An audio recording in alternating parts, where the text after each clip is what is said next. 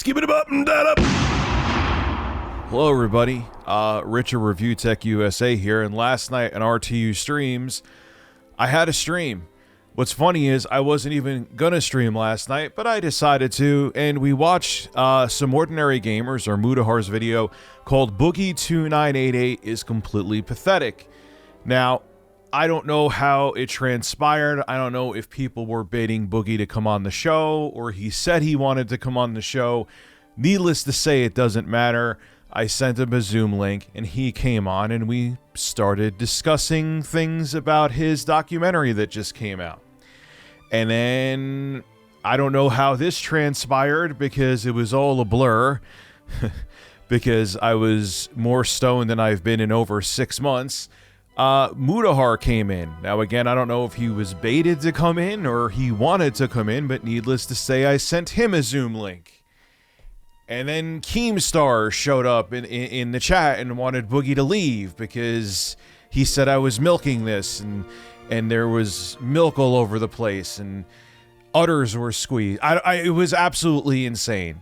So here is everything that went down in my live stream last night with Mudahar and Boogie there, and buckle up because it was a hell of a show. Also, shout out to the Lolcow podcast, because Keemstar told me to shout it out, and if I don't shout it out, he'll cry, and then the tears will fall down his beard, and his beard is dyed, and the dye will drip on his desk, and if the dye drips on his desk, then he'll have a mess on his desk, and then he said I'll have to come up there and clean his desk. So there's your shout out that you're forcing me to do.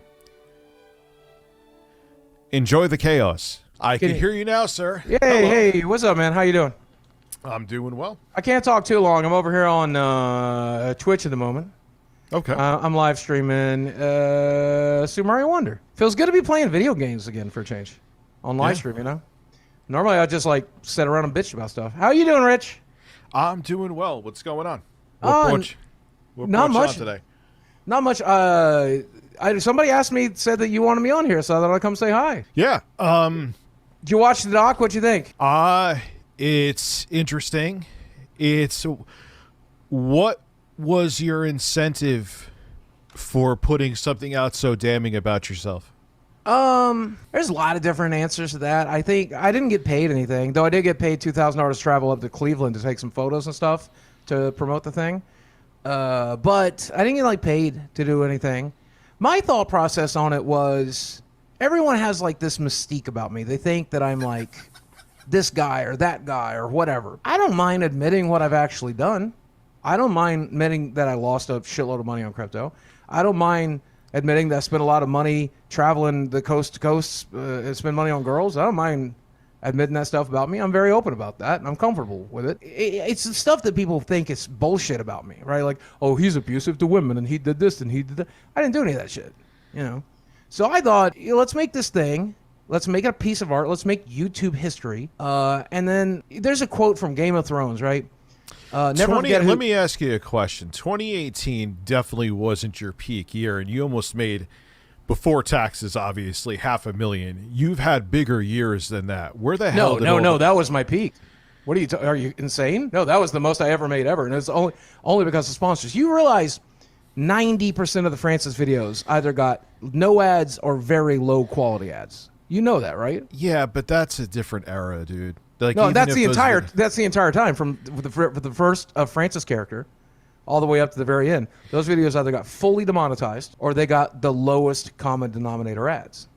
And so Francis videos getting millions of views, I made maybe $1,000, $2,000, $3,000 on each of those. In some cases, I spent more breaking an Xbox or breaking a TV than I made for the Francis sketches. Yeah, the real money was in sponsorships, and I had a bunch of sponsorships in 2018. And but that's post-adpocalypse. Even pre-adpocalypse, you can't tell me that you were making bank because you were getting. Do you want to know how much money I made through AdSense from the beginning of time to now? Sure. About $1.2 million since 2007.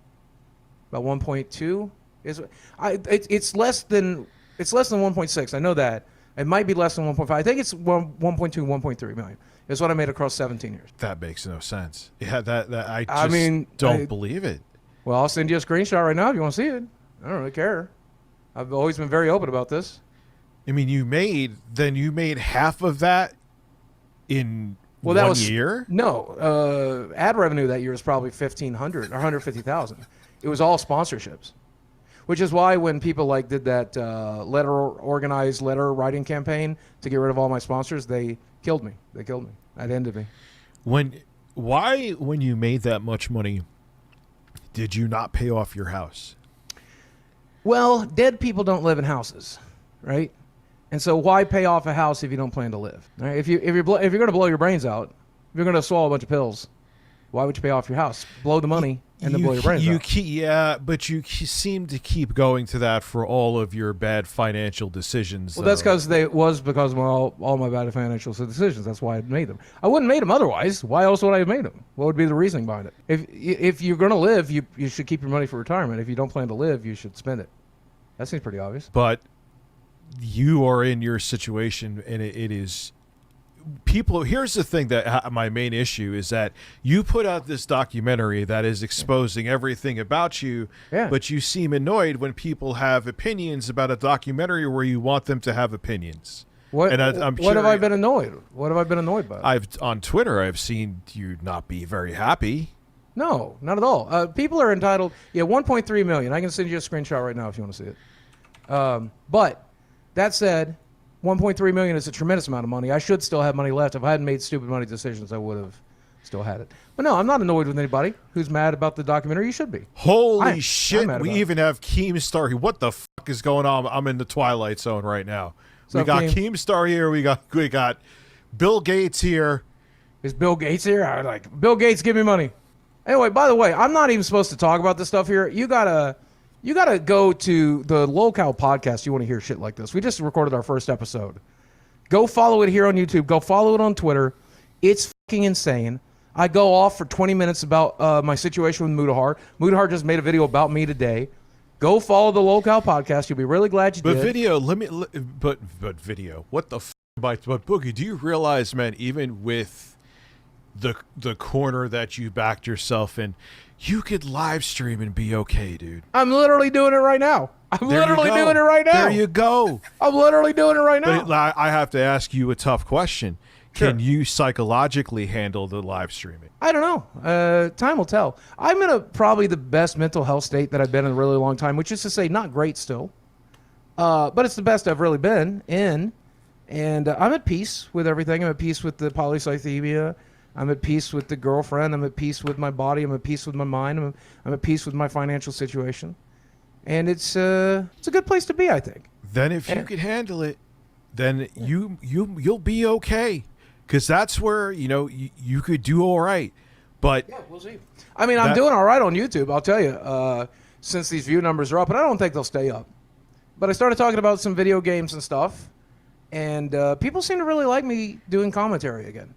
And I'm enjoying doing commentary again. Go follow me on YouTube if you haven't seen my commentary videos in a while. I think you'll like what I'm doing over there. Do it. Yeah, go follow me on Twitch. You might like what I'm doing there. Go consistently do it. And you know what, man? Be more positive again. Don't be a misery merchant.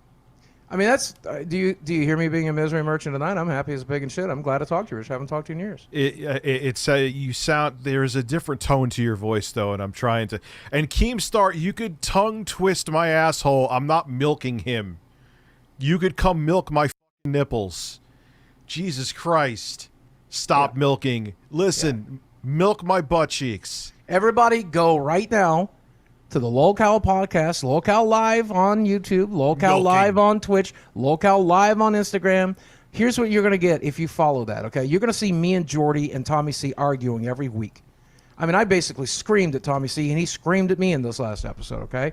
And then on top of that, you're going to get to see Keemstar, who is pretty good at roasting people, Mudahar, who abjectly despises me. I'm telling you, if I was on Mudahar's front porch on fire right now, he wouldn't piss on me to put me out. That's how much he dislikes me. And you're going to get to see Nicholas Diorio, as well as other guests, come onto that show and roast the living out of us to our face. It's a good time. I'm going to be honest with you. I'm actually excited about the show because I get to I get to let go, man. I get to just scream at Tommy C. I get to scream at Jordy. I get to have a good time. That's one of the cool things about this documentary, Rich. is, it's like they said in Game of Thrones, right? Wear what you are on your sleeve, and they, wear it as armor, and they can never use it against you. I am a guy who wasted his money. I'm a guy who did a bunch of stupid shit, and it's in the past, and I'm just trying not to do it anymore.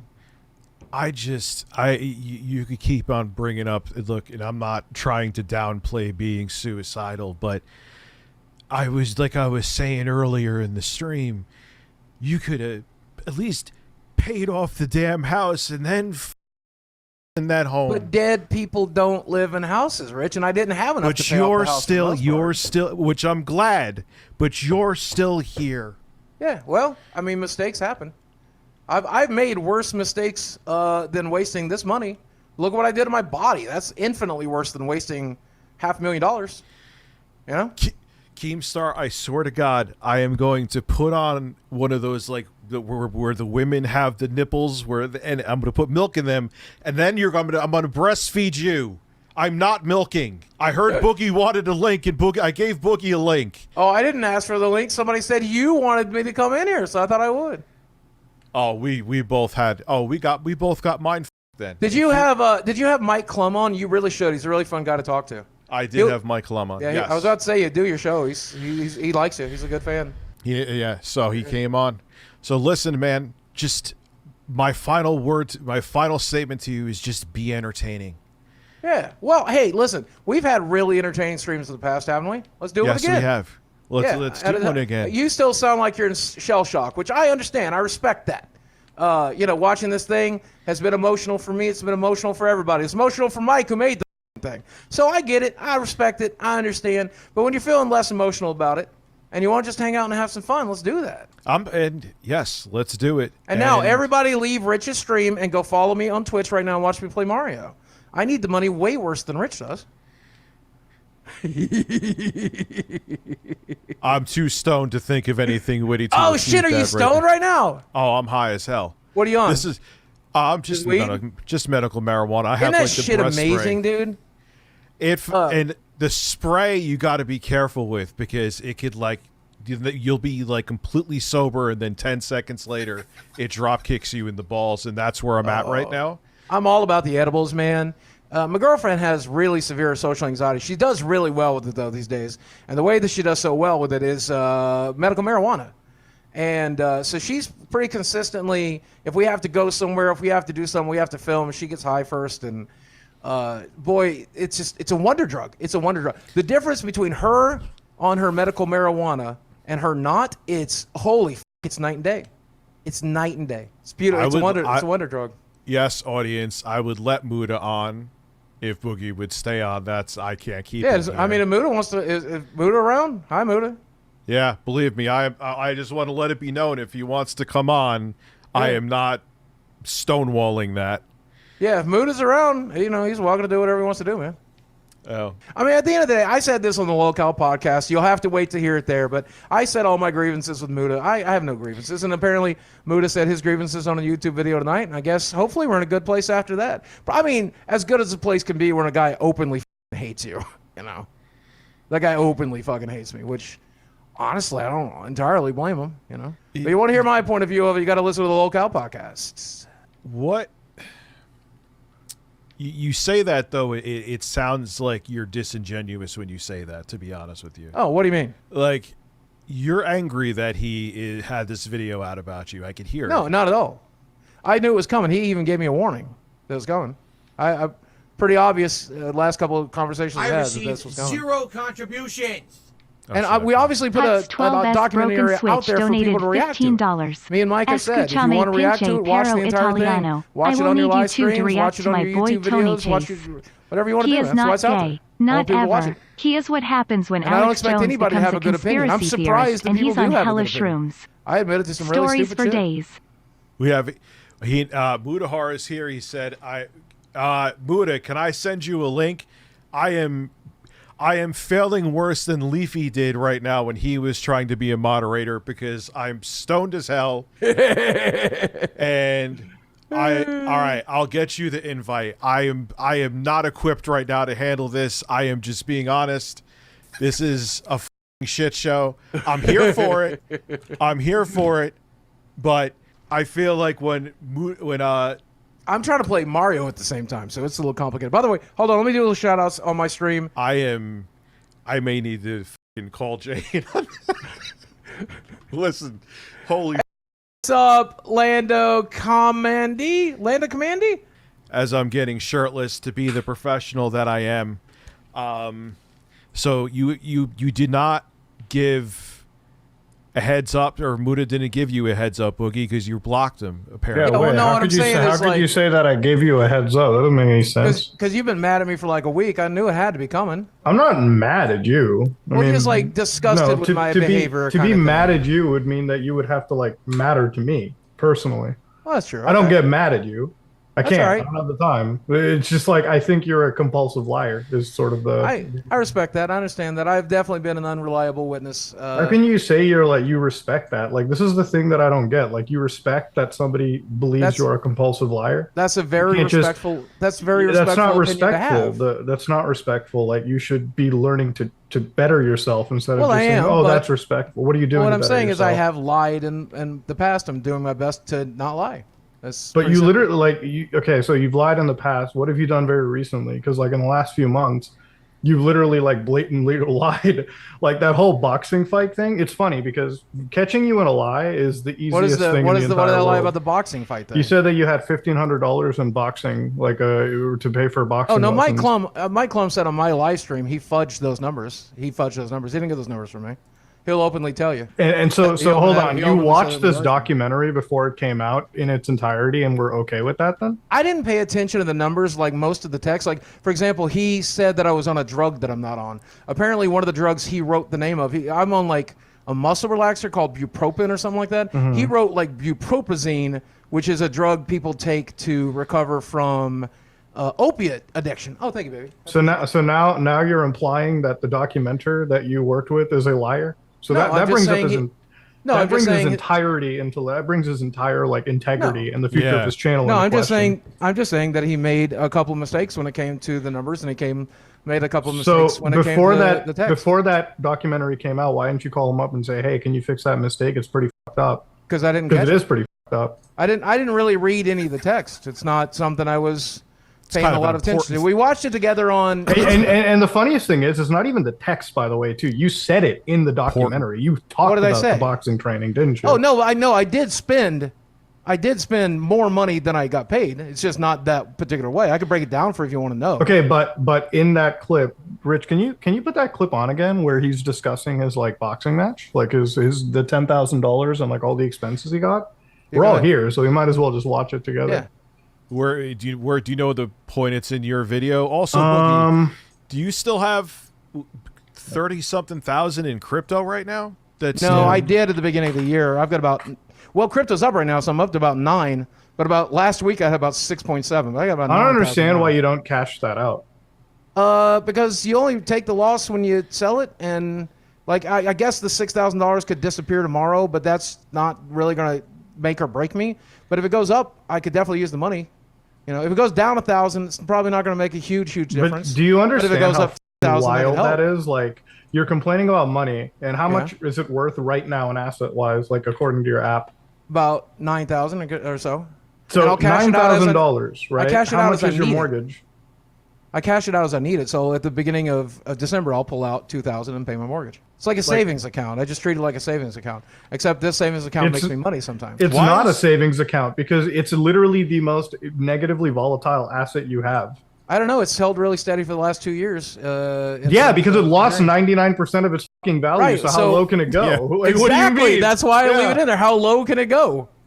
That's exactly my point. Why wouldn't you couldn't take that money out and maybe put it into like index funds or like move that shit around? Well, no, I'm going to need it in like 60 days, roughly. So here's what I don't understand. You have $750,000 and you just decide to put all of it into crypto when that money could have went into the S&P 500? No, I did not have $750,000. I had $250,000. That's what literally the documentary that you were on. I understand. That's the most I had was $700,000.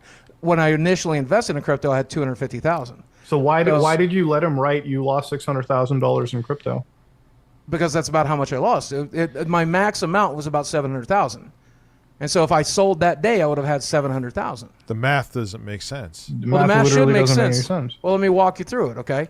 Now, let's imagine you have $250,000, okay, which is what I had. Now, you invest it, okay?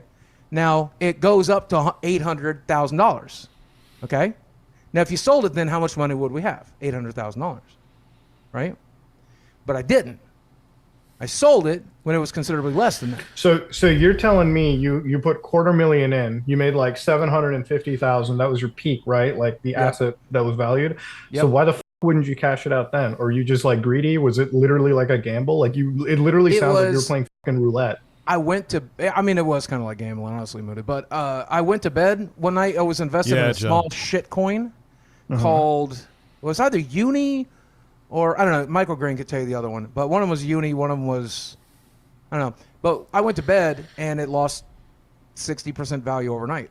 I woke up the next morning and I sold what I had. But that didn't really matter because I lost. I went from about 700,000 back down to about 200,000. I mean, this is just, I don't even like really, like, first off, the math is incredibly weird. I feel like what's weird about that? We'd probably like 250,000 doubles, and then and adds another 60%. It goes from 250,000 to 700,000. And then I went to bed, and the asset lost 80%, 90%. You know what a market crash is, I'm sure. And so the market crashed, and you know how your stocks are worth a certain amount at one point, and they're worth different in another. So I woke up the next day. Yeah, I know how the stock market works. You're in the crypto market. This is a completely degenerate operation, but yes. Well, I understand.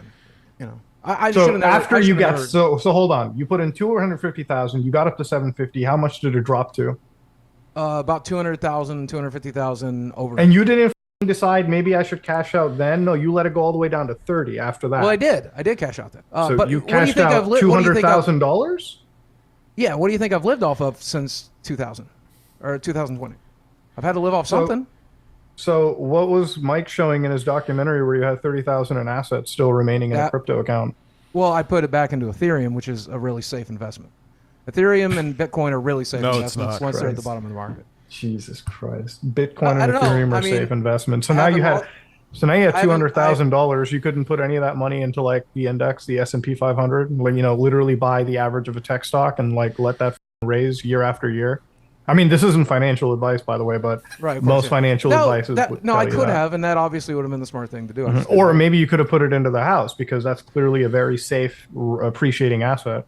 Yeah, one of the things I really regret. I mean, at this point, and I'm very lucky, and I've been open about this. This house says it's worth probably, and people pointed this out after the doc.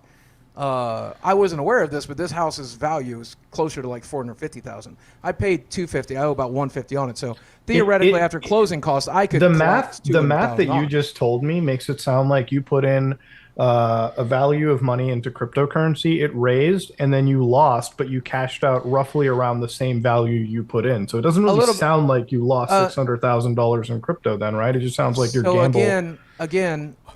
What's the valuation of your house right now, Boogie? Well, like I just said, I've got about $150,000 left on the debt, and it looks like that I could sell it. Zillow tells me I could sell it for $450,000. So it looks like. Forget Zillow for a second. Have you talked to a realtor or something too?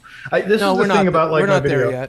This is the thing about the video. Why don't you like? Again, maybe there's like a sentimental thing to this house, but like if you can't afford the home, why don't you downsize to like an apartment or like a smaller property? Well, unfortunately, if I want to stay near my doctors and I want to stay near my medical centers, I need to stay in Northwest Arkansas. And Northwest Arkansas doesn't have any like apartments. They do. You can get apartments here for as cheap as $900 to $1,000, but then I would have to kick out one of my roommates, who's very close and dear to me. We've lived together for 25 years. He's my best friend. He's like a brother to me. I don't want to lose him, so then we're gonna have to pay more for a second bedroom.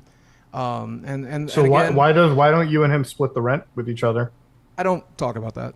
He's got his personal life and his he's other than just he's got his personal issues. And I mean, but it sounds like you feel like you want to support this person, and it's great and all, but you can't afford to keep yourself afloat, and you can't. So how can you add on a dependent is the thing, right? That's a big problem.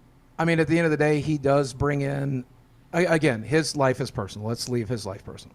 It's very important to me. It's very important to him that his life is personal. But it's part of you. But it's part of your equation that you're discussing right now. He's currently a null-sum game. I don't spend any money on him, and so you don't need to worry about it. If I had to move into a smaller apartment, though, I might have to and have to work something out. But if we can keep this house to $2,100 instead of paying $1,100 somewhere around here, I think it's nice to build equity rather than just give it all to a landlord. And also, renting in Arkansas sucks. You guys may not be aware of this, but renting anywhere sucks. Yeah, but especially in Arkansas. In fact, you can Google this. It is the worst state in the nation. But just think about it like this, okay? You how much is your current like home mortgage? $2,200? $2,100? Mm-hmm. Okay, so $2,100 versus like $900. That is slashing your like that is slashing your housing costs by at least 50%. And if and when the time comes, that's obviously something I'll do. But I'd rather but here's the thing: live stream more. I'd rather try to make more YouTube videos. If you don't do it now, more money. Then you don't really have an option. You don't have that leeway in the future. That's the thing, right? Like this is like somebody who has $200,000 in the bank and no income, and they want to be adamant in living in their mansion in Los Angeles. Yeah, you can do that for like 4 or 5 months, but when that time comes to downsize, you know, your options to downsize are incredibly difficult because you have no liquid assets to deal with. So you may not know a lot about this, but the audience might not know about it, but I've learned about it a lot. I've had this loan for a long time. And so when you have a loan, you're building equity, and it's a 15-year loan. So a huge chunk of what I'm putting into the mortgage is mine to keep. And so once you sit down and do the math, it's way less of a savings than you're thinking. So if I can keep this house and keep building equity, it's my money to keep. Okay, but how much is your house's value raising year after year, though? You live in Arkansas. It's not Los Angeles. It went from 275 when I bought it in 2015 to 450 now. Northwest Arkansas is popping off. We have the home of Walmart, we have the home of Tyson, we have the home of JB Hunt, 3 of the largest companies of the world. There's 2,000 small businesses that want to do business with Walmart that have to keep an office open in Northwest Arkansas. Tyson just moved 6, I think, I don't remember the number. I'm not going to quote it because I don't want to be wrong, but it's like several hundreds of jobs to Northwest Arkansas, which caused a huge spike. And a huge chunk of my money goes directly into equity because this loan is so matured at this point. So at the end of the day, I would rather keep the home as best I could, take care of the people that I can take care of, keep building equity. And I honestly think it puts me in a tightrope situation where it makes me stream more. It makes me make more YouTube videos. It makes me try harder. See, I don't really see that. You've been on a tightrope situation for the last couple of years. Yeah. Well, it's never been this tight. This is as tight as it gets, you know? And see, this is the thing. Like, yeah, sure, it's cool. But, like, how can you ever expect anybody to feel bad for that? It sounds like you just gambled away your money and that's what it is, you know? Right. If you look at this documentary we made, does that look like a documentary that was designed to make somebody feel bad for me? Of course not. It honestly, it felt like that was the intention, but because you're somebody that I believe it looks like that from its intention. I mean, do you not understand how bad this documentary makes you look when you were out doing that? That's my point. That's exactly my point. Yeah. Because welcome to Sub Club, whatever, get a brand new sub, you're not going to go like this. When you were out trying to get a job, when you were out trying to find this job or whatever, right. Like, what happened with that? Like, why did you absolutely throw away that opportunity? Like, so you took a dump all over that. We went into the job interview. That is not a job interview; it's a staffing agency. To be exactly. You're doing a market. Yeah, but hold on. Cool, exactly. So it is a staffing agency, and we talked a little bit beforehand. You got to be staffable, though. Right. We talked a little bit beforehand and made it abundantly clear that there was not anything this company was going to be able to do for us. See, I can talk. So, I decided to have fun with it. And I just went into my Andy Kaufman mode, tried to have fun with it. And that's what we put into the doc. And the extended scene, I hope, shows that very clearly. But walking into that staffing agency, in the first 5 minutes, we knew there's nothing this company could do for me.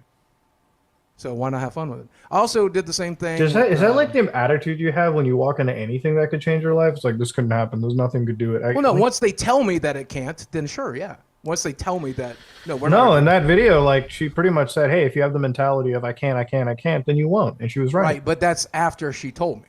It was after we were abundantly clear there's nothing this company would be able to do for me. So you walk into an interview and you tell them, okay, listen, this is all the negative things about me. By the way, if you look up me on the internet, you might hear me beat my wife or I'm a all this shit. Right, it's like, like, that's going to, like, that is that. Right. I would never have done that. I would have never done that if there was a chance that I could get a job there, obviously. Okay, what about the time when Meta PCs offered you a job? Why didn't you take that? Because that was a bit. How does people not realize that was just a bit? He never offered a job. I'm one of their affiliates, man. We were trying to sell PCs. You guys have to know that, right? Like ask Zach. Ask Zach. That was never an offer. Zach will confirm that. I don't even know what the bit was, so I can't. Yeah, it's like these are like some insanely like bits that just fly over everyone's head for some reason. It's kind of cute. Like what the. I haven't seen it. It could very well be a bit. I'm just saying I haven't seen it. Which is why I respect the opinion that people think I'm a compulsive liar, because sometimes this stuff is. But yes, Zach wasn't actually offering me a job. We were trying to sell some PCs. I wasn't actually getting offered a job that day. If I did, I would have taken it very seriously. But we knew there was no job to be had here, so I decided to Andy Kaufman it a little bit. Why not? This is what I wanted to bring up. Classy Tech actually brought up a very good point. You realize the housing bubble could burst, right? What happens if it bursts? Then your housing price is worth less than you actually. Right, but like I said, if I sell tomorrow, I clear $225,000 after repairs, closing costs, new carpets, new paint, all this stuff. And I do need that money. I'd love to have it. Where do I go? You downsize into like an apartment or something, man. Like something small. Or like a small I said, condo. Yeah, like a condominium, exactly. Like That a you 2-bedroom own. condominium. That's not going to be too much. But if you look in Northwest Arkansas, there's not a lot of options. In a price range that makes a lot of sense. We sat down. I know you guys. It don't just believe sounds like you. Hold on. Sure, I know you guys ahead. don't believe I have friends, but I sat down with my CPA. Who said that? A lot of people. Like people. Every time I mention I have a friend who has a job, they're like, "You don't have a friend." Who says that? I don't say that. Well, like I had a friend in PR, and they're like, "You don't have a friend in PR." I have a friend who works for the feds. You don't have a friend that has a Fed. So when I tell you, I know we're not those people. So I believe you have a friend. Well, I do have a CPA friend who's been helping with some tax shit, and we sat down one day, and we've discussed a bunch of different things. The most promising thing, and this is something I don't want to do, and I talked about this when Tom was here. He wants me to get on a disability trust because I am disabled. I've been disabled since 2007, and I can draw benefits. The problem is we would have to take all my existing assets, put it into a trust, and then I could get back on Medicare and I'd have health insurance again.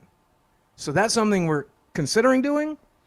But on top of that, we've sat down and we've crunched the numbers, and we've not found a lot of things that make a lot of sense other than just get back to working. I also crunched the numbers too, because I like to research these situations and get down to the bottom of it. With Tom, actually, you said that your best earning month on YouTube was 30 grand with sponsors. Yeah.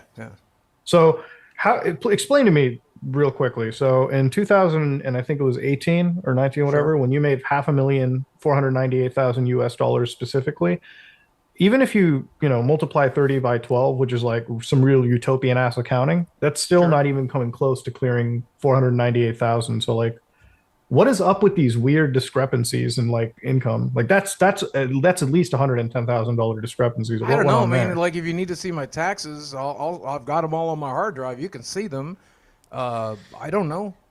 I mean, a lot of times when I quote numbers, admittedly, a lot of times when I quote numbers, I'm not expecting that level of scrutiny, but you're welcome to see them if you need to, Muda. But it's a documentary. Dude, yeah, it's like this is a documentary that you. Well, wait. So I thought you were talking about a conversation with Tom. Yeah, with Tom. Did somewhere in the documentary say I made $30,000? Yes, with Turkey Tom. A couple months ago, 5 months ago, you said that your best earning month was 30,000 with sponsors. Yeah. In the actual documentary, well, it might have been closer to 32. It might have been closer to 35. I don't know. 32 and 35 isn't going to fucking dramatically give you 110,000 extra shortfall. So what the numbers are so odd. Nothing in your math actually adds up. Like $500,000 in 1 year, and then there's tweets of you saying I paid $114,000 in like taxes or something too. So it's like, well, if you want to see these numbers, it will bring you peace of mind. I'll just send you everything. I don't really give a shit. I'm not your accountant. Like I'm not the IRS. Like if it's that important to you, if it's that important, I'll show you the numbers. I think the truth is important, right? Like I think being factual, I think when you have a fan base, because one of my issues with you, one of my issues with you, I don't know. Is this guilt?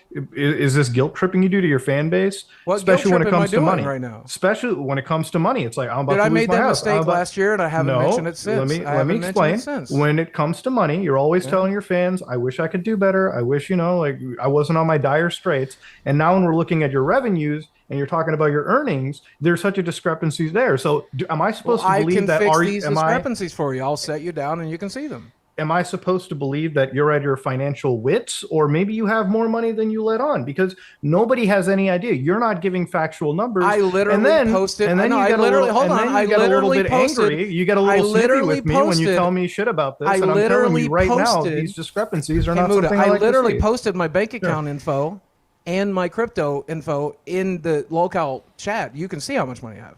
I'm not in the locale chat. You were when I posted it last week. You think I looked through every single thing on there? Like, I'm not even a paid member of the locale podcast. Well, what I'm saying is, if you're still in it, you can go look right now. I'm not in Unless you think I have like a stack of cash laying around, that's everything.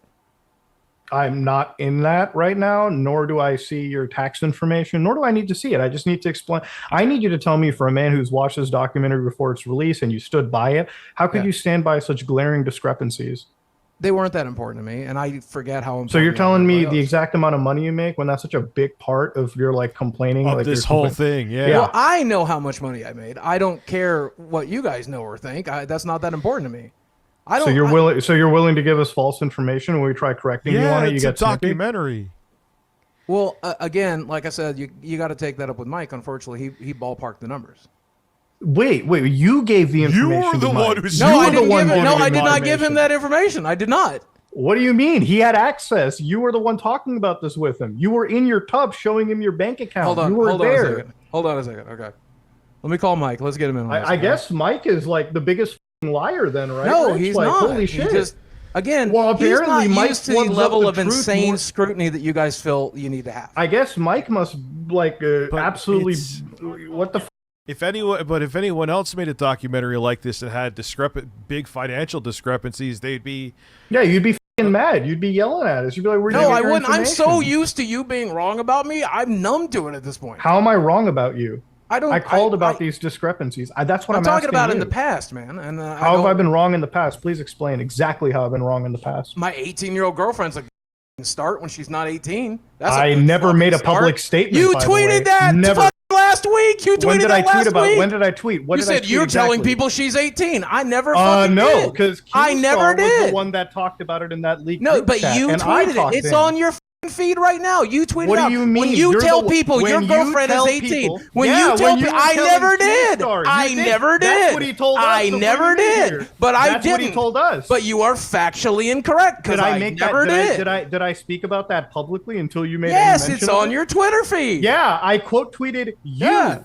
Because you were bringing it up publicly. Yes, I did. No, you didn't. That was something. That was a completely separate tweet. You were the one that brought it up. The point that I'm making is you are still lying right now. The point that I'm making is you're still wrong. I never. You're still. I have her ID in my wallet.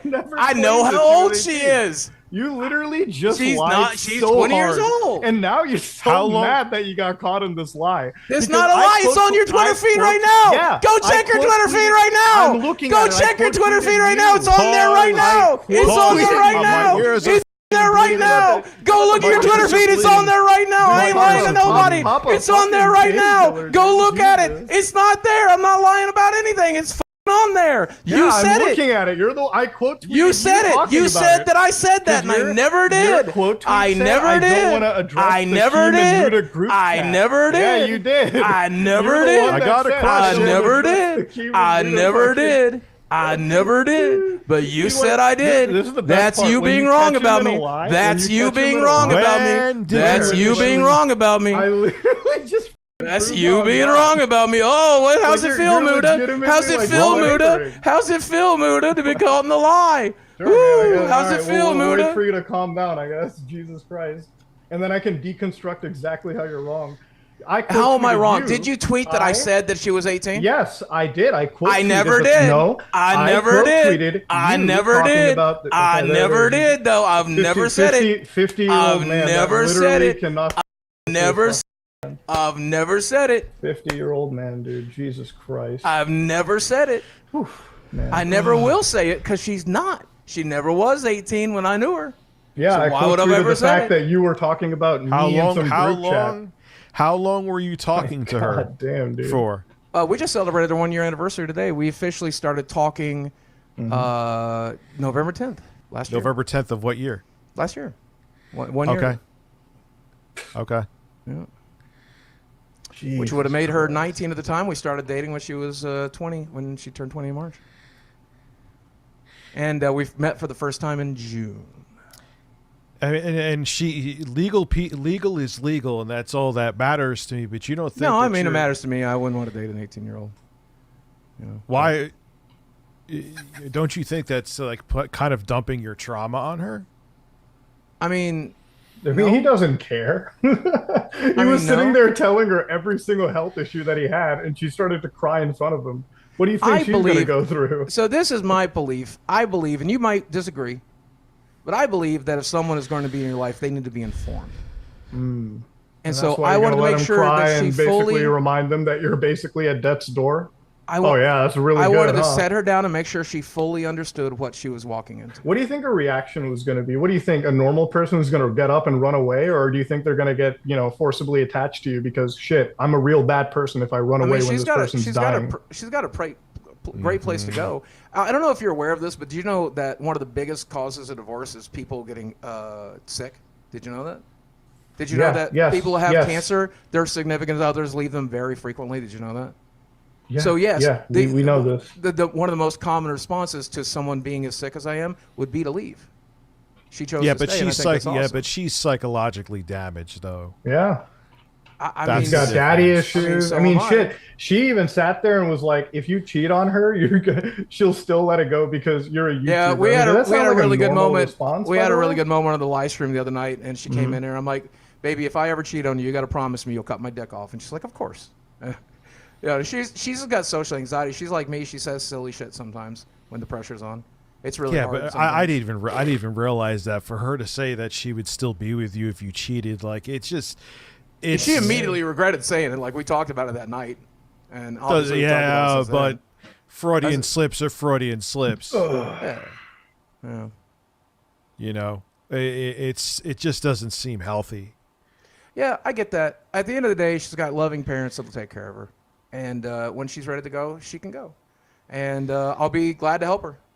At when the end she's of the day, ready to go, she can go. What are you waiting for her to leave? No, I'm saying if that's something she decides she wants to do, she's welcome to do it. You don't think you're necessarily being selfish, taking away these years from her life? I think that she is an adult. I think that she has agency. I think that she knows that she has multiple places that she could be. She knows that she's got plenty of people that would pursue her. She's got a loving family that would take care of her, that miss her very much. We're going to go have Thanksgiving with in a couple of weeks. And she knows that she has options. If she chooses to be here, then she has every choice to be here. And I'm going to make it an awesome time the whole time she's here. We have a good time. We watch her shows. We play our games. We take what little time together we can. And she's happy and I'm happy. And if she's ever not happy, I fully expect her to tell me so we can solve the problem. Simple. Hey, Rich, I'm going to send you something in the chat. You think you can put it on the stream?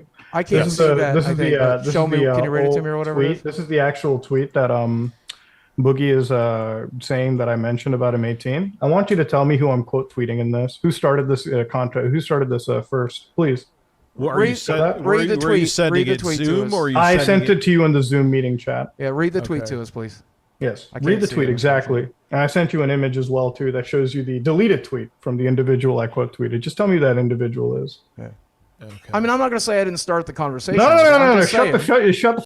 You started. You were literally hiding that. You were screaming like a baby.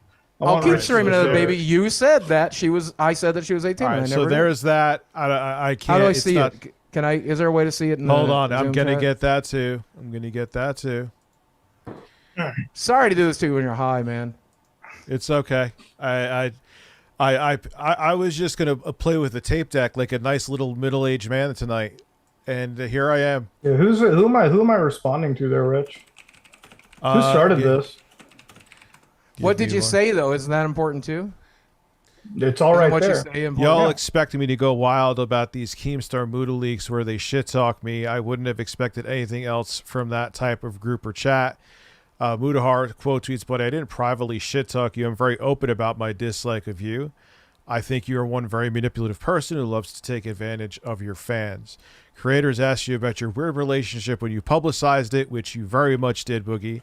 We all thought it was creepy.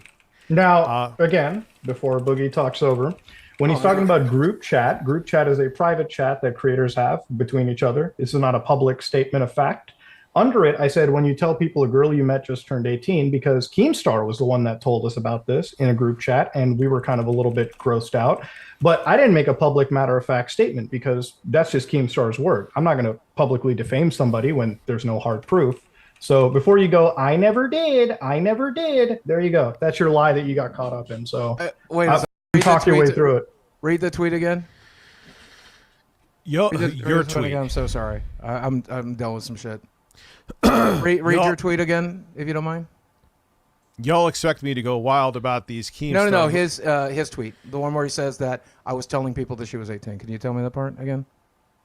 When you tell people a girl you meet just turned 18, it creeps us all out. You're a gross. See, I never said that though. So there. Keemstar said that. Keemstar told us that. Yeah, but I didn't, and that's what's important. You said okay. That I okay. said it. So then why are you getting mad at me? Get mad at me. You said that I said it. When You did said that I said that? it. You just yeah, because Keem said again. that you said it to him. But I never what am did. I going to do? Well, anyway, so Keemstar. Keemstar. There you go. Lolcal chat. Why do you work with a guy that just slandered you? What the? You're such a bitch. I'm a forgiving guy, man. Why? Keemstar's going to make me money. I'm just here to make money. Background and you're okay with Keemstar just wants to make me money. I'm here to make me money. You're the one who tweeted it. Mad, bro. Didn't you point out that it was a private chat? Didn't you point out it was a private? You're the one that mentioned it. You brought that private chat up into the limelight. You mentioned "Be My Name" in that post. That's why I quote tweeted you. I wasn't going to mention a private chat. Keemstar's asking me to save it for the Lolcal podcast. I'm going to save it for the Lolcal podcast. But have a good one.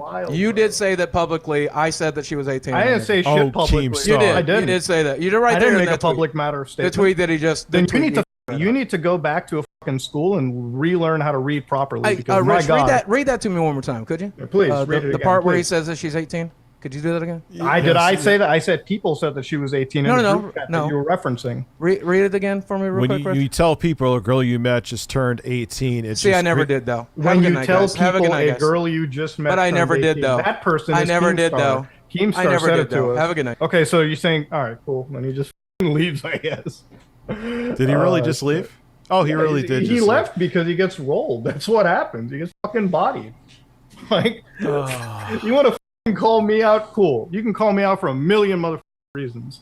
But to say that I just said in that statement that I called his girlfriend 18 when I said other people said it in that group chat that he was referring to, by the way, he deletes tweets like a bitch. I had to go find that off of like one of the hate forums, and I had to show that right here just to clarify it. This is what he gets caught in a lie right here, and he goes home and cries. And he's probably crying when he's playing Super Mario Wonder. His whole body was a act of wonder right now. Jesus Christ.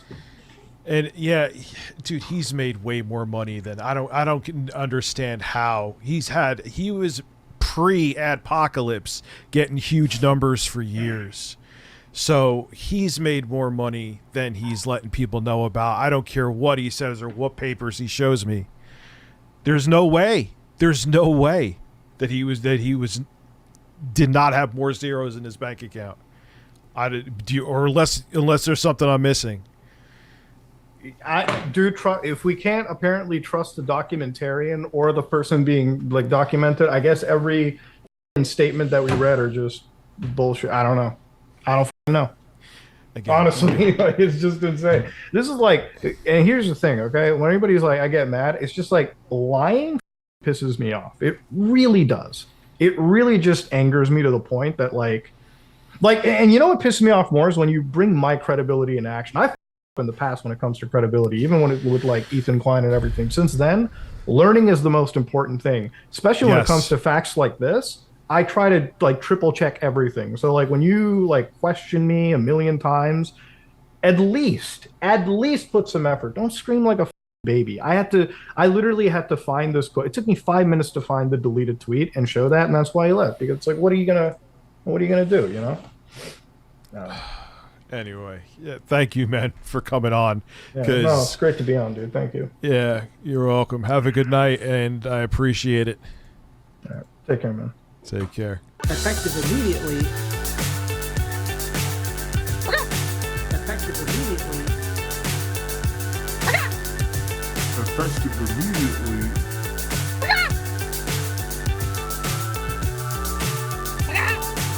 effective immediately